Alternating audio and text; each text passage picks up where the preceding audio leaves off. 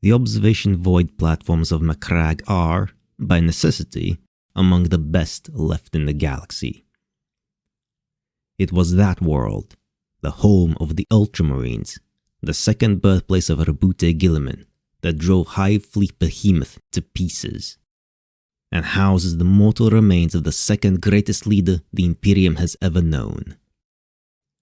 The void platforms, named Calgar, Tigurius, and Cassius, for the three leaders of the Ultramarines, were the templates used to design the great void stations of Armageddon, which helped prevent the loss of that world to the Orcs. It was these stations that first detected something approaching the planet from the direction of Segmentum Obscurus. The return of a splinter fleet could not be discounted, and so the full force of the 1st, 2nd, 5th, and 9th companies of the Ultramarines, the finest warriors of the Astartes, were assembled at the northern polar fortress, which had managed to hold off even the dominatrix of Behemoth. Librarian Tigurius, perhaps the most potent human psyker in the galaxy, barring the Emperor himself, joined Chapter Master Calgar before the stasis-locked form of Primarch Guilliman in the Shrine of the Temple of Correction, seeking one final prayer of guidance from Chaplain Cassius. The black-clad old marine slowly raised his hands in prayer before the frozen body of his genetic predecessor. We seek your beneficence, Lord Guilliman, and the guidance of the Emperor on earth. Blessed be the Golden Throne. May the defense of the innocents of Macragge be steadfast, and the protection of the honor of the chapter never falter. Suddenly, Chief Librarian Tigurius rose to his feet, disrupting the sermon. He spun to gape at the ceiling. Calgar looked up at him in surprise. What is it, old friend? Tigurius cradled his head in his hands. I feel a great, terrible, divine power. It approaches us, Marneus, with the winds of the warp at its back. Cassius joined Calgar and the rest of the assembled Ultramarines, and the thousands of pilgrims, ecclesiarchal drones, and PDF honor guards in staring at the ceiling, as if they would suddenly develop the same psychic powers as the librarian and see what he saw. Calgar grimaced. A divine power? Is it one of those accursed Eldar warp entities? Avatars? Tigurius shook his head, nearly weeping tears of joy. No, Lord Battle Brother. It is nothing so profane. Such a presence. It can only be our Emperor himself. Calgar felt his jaw drop. Impossible, he proclaimed without thinking. Realizing his mistake, he continued. The Emperor sits upon the golden throne, never to march alongside mortal man again. Apparently not, brother, the wizened psyker whispered. He comes to us. Cassius turned to the frozen body of Guilliman and bowed his head, grinning. It seems, he said faintly, that my prayers are to be answered. The pilgrims scattered throughout the vast sepulchre started gibbling to themselves, several taking a reverent knee, others fainting from the shock.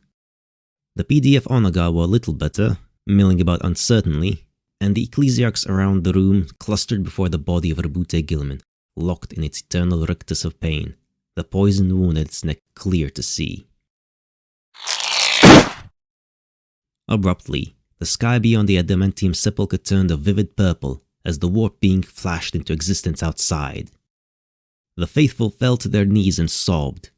The Ultramarines stood true and proud, and the ecclesiarchy minions called out his most divine name in rapturous joy.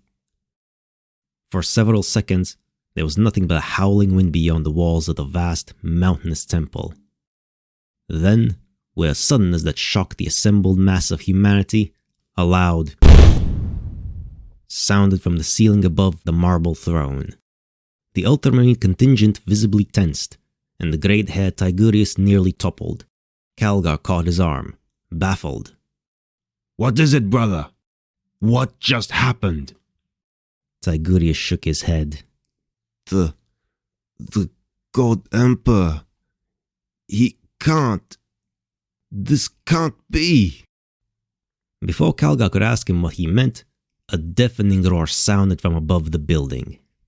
Dearest Tribute, why did you allow yourself such taste in architecture? I mean, you're supposed to be the economically minded one. The ceiling shook visibly, the ancient marble and adamantium buckling under a vast impact that threw the standing gathering to the ground, save only the most sure-footed of the Space Marines. The voice continued. I mean, Chagatai never needed a temple the size of an aircraft carrier. He had a horse and a guy with lightning in his ass and a motorcycle the size of a bus. What more did he need? The whole building, walls of armor and all, shook with the force of the next slam.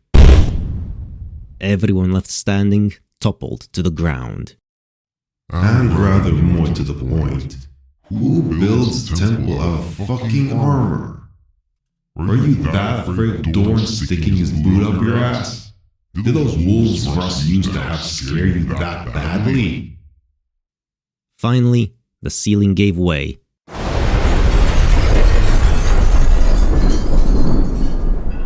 And a hole big enough to fly a marauder through appeared in the abused roof. Vast chunks of the building fell inward around the hole, sending the pilgrims scrambling for their lives. Tigurius overcame his stupor to dazedly knock the bigger chunks harmlessly aside as an enormous orange animal fell through the hole. It landed with an earth-shaking thud at the foot of the throne, knocking Cassius aside like a bowling pin. The enormous creature stared at the figure of Rabute Guilliman on the throne, and in a rather more reasonable tone, continued. Shit, son. That glittery traitor Fulgur really fucked you up, didn't he?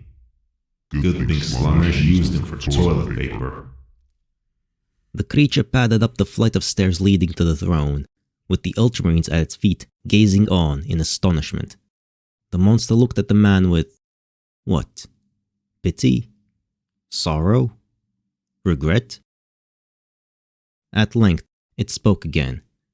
It was still gazing at the blue-armored man on the marble chair, but its words were directed at the Ultramarines. Hey, you guys, listen. Go get in touch with whoever is running the Black Templars these days, huh? I have a doctor's appointment to be at. With no more talking, and no pomp or bombast at all, the colossal monster vanished with a thunderclap of displaced air, taking the stasis-protected Primarch with him. Marneus Calgar, the man who punched Cain to death, the space marine who broke Behemoth over his knee, stared at the empty space his bestial emperor and spiritual liege had just vacated. All he could manage, with his centuries of oratorical skill, was a single, What the fuck?